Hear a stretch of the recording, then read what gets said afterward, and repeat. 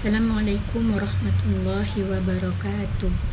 Innal hamdalillah nahmaduhu wa nasta'inu wa nastaghfiruh wa na'udzu billahi min shururi anfusina wa min sayyiati a'malina. May yahdihillahu fala mudilla lahu wa may yudlil fala hadiyalah. Asyhadu an la ilaha illallah wa asyhadu anna Muhammadar Rasulullah. Baik, pada kesempatan ini saya akan menjelaskan konsep pendidikan yang terdapat dalam Quran Surah At-Tahrim ayat 10 sampai 12. Sebelumnya saya akan membacakan ayat dan arti Quran Surah At-Tahrim ayat 10 sampai 12. A'udzu billahi minasyaitonir rajim. Bismillahirrahmanirrahim. Daraballahu mathalan lilladzina kafaru imra'ata Nuhin wa imra'ata Lut kanata tahta 'abdaini min ibadina salihaini fakhanatahuma falam yughniya anhuma minallahi syai'an wa qila dakhulan nara ma'ad dakhilin.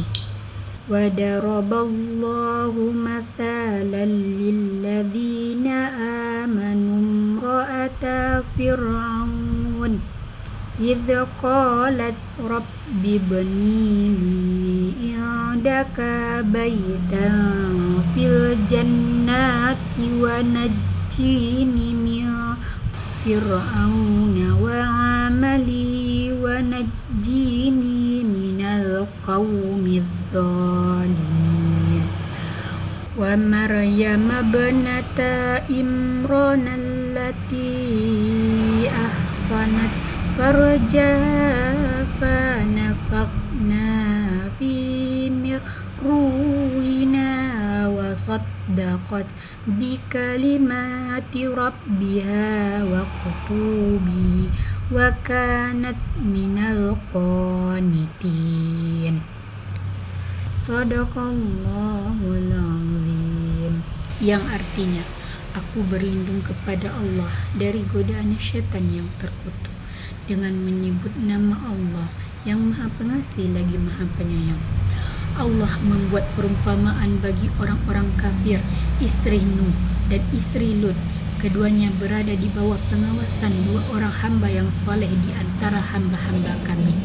Lalu kedua istri itu berkhianat kepada kedua suaminya, tetapi kedua suaminya itu tidak dapat membantu mereka sedikit pun dari siksa Allah. Dan dikatakan kepada kedua istri itu, masuklah kamu berdua ke neraka bersama orang-orang yang masuk neraka. Dan Allah membuat perumpamaan bagi orang-orang yang beriman, istri Fir'aun, ketika dia berkata, ya Tuhanku, bangunkanlah untukku sebuah rumah di sisimu dalam surga, dan selamatkanlah aku dari Fir'aun dan perbuatannya, dan selamatkanlah aku dari kaum yang zalim. Dan Maryam putri Imran yang memelihara kehormatannya, maka tiupkan ke dalam rahimnya sebagian dari roh ciptaan kami, dan dia membenarkan kalimat-kalimat Tuhannya dan kitab-kitabnya, dan dia termasuk orang-orang yang taat. Maha benar Allah dengan segala firman-Nya. Baik, selanjutnya yaitu asbabun nuzul Quran Surah At-Tahrim ayat 10 sampai 12. Menurut para ulama tafsir, Quran Surah At-Tahrim ayat 10 sampai 12 tidak memiliki asbabun nuzul secara khusus yang berkaitan dengan satu peristiwa tertentu. Ayat-ayat ini diturunkan sebagai penutup surah At-Tahrim untuk memberikan pelajaran kepada kaum mukmin tentang pentingnya keimanan dan ketakwaan kepada Allah. Allah menyampaikan perumpamaan melalui kisah beberapa tokoh terdahulu agar menjadi ibrah atau pelajaran bagi umat Islam. Pada ayat 10, Allah memberikan perumpamaan tentang istri Nabi Nuh dan istri Nabi Lut. Meskipun keduanya hidup bersama Nabi yang saleh, mereka tidak beriman kepada Allah dan berkhianat terhadap risalah yang dibawa oleh suami mereka. Oleh kerana itu, hubungan keluarga dengan orang yang saleh tidak dapat menyelamatkan seseorang dari azab apabila ia tidak memiliki keimanan dan amal saleh. Sebaliknya, Pada ayat 11, Allah menghadirkan teladan isteri Fir'aun, iaitu Asiyah, yang tetap beriman kepada Allah meskipun hidup di bawah kekuasaan suami yang zalim dan mengaku sebagai Tuhan. Karena keteguhan imannya, Asiyah memohon kepada Allah agar dibangunkan rumah di surga dan diselamatkan dari kezaliman Fir'aun. Kemudian pada ayat 12, Allah menyebut Maryam binti Imran sebagai contoh wanita yang menjaga kehormatan dan kesuciannya. Maryam senantiasa taat kepada Allah, membenarkan kalimat-kalimatnya, serta termasuk hamba yang soleh. Melalui ketiga perumpamaan ini, Allah menegaskan bahawa keselamatan seseorang bergantung pada iman dan amal salehnya, bukan pada hubungan keluarga, kedudukan dan status sosial. Dengan demikian, Quran Surah At-Tahrim ayat 10-12 diturunkan sebagai pelajaran bagi seluruh umat Islam agar menjadikan keimanan, ketakwaan dan akhlak mulia sebagai dasar kehidupan serta bergantung pada kemuliaan keturunan atau hubungan dengan orang-orang yang saleh. Baik, selanjutnya iaitu nilai-nilai terbawi yang terdapat dalam Quran Surah At-Tahrim ayat 10-12. Quran Surah At-Tahrim ayat 10-12 mengandung berbagai nilai pendidikan yang dapat dijadikan pedoman dalam membentuk kepribadian seorang Muslim. Melalui perumpamaan isteri Nabi Nuh, isteri Nabi Lut, Asiyah isteri Fir'aun dan Maryam binti Imran, Allah mengajarkan bahawa kemuliaan seseorang ditentukan oleh keimanan dan amal salehnya, bukan oleh hubungan keluarga atau kedudukan.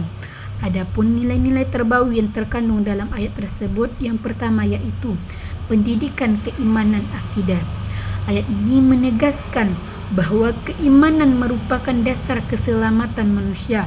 Hubungan keluarga dengan orang yang saleh tidak akan memberikan manfaat apabila tidak disertai iman dan ketakwaan kepada Allah Subhanahu wa taala.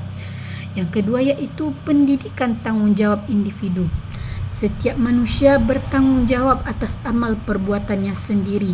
Seseorang tidak dapat bergantung pada kemuliaan orang lain kerana setiap individu akan mempertanggungjawabkan amalnya di hadapan Allah.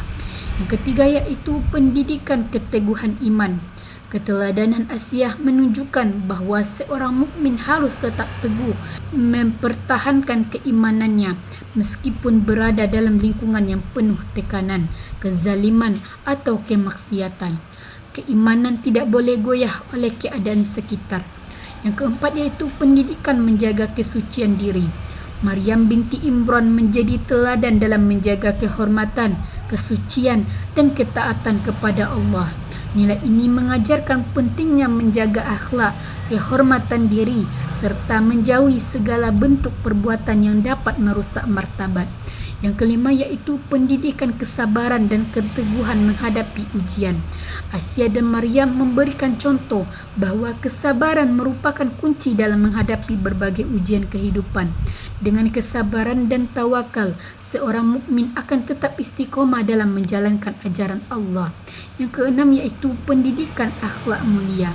Ayat ini mengajarkan agar setiap Muslim memiliki sifat jujur, amanah, taat kepada Allah dan menjauhi pengkhianatan.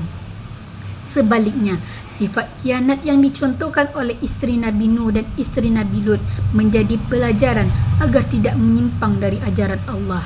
Yang ketujuh iaitu pendidikan keteladanan.